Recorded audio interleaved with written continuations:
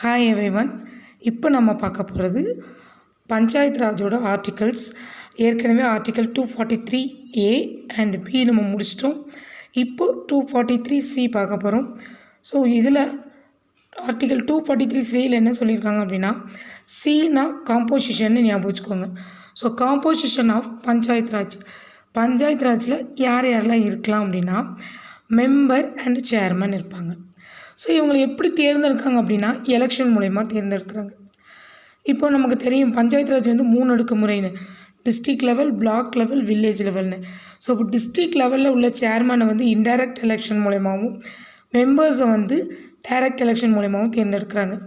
அடுத்து பிளாக் லெவலில் உள்ள சேர்மன் வந்து இன்டைரக்ட் எலெக்ஷன் மூலயமாவும், மெம்பர் வந்து டைரக்ட் எலெக்ஷன் மூலயமாவும் தேர்ந்தெடுக்கிறாங்க.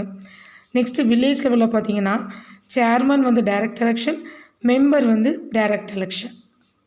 ஸோ ஒரு ஸ்டேட்டில் வந்து 20 லட்சத்துக்கு குறைய பாப்புலேஷன் இருந்ததுன்னா அதை வந்து தட் நாட் கன்ஸ்டியூட் இன்டர்மீடியட் லெவலில் வந்து கன்ஸ்டியூட் பண்ண மாட்டாங்க.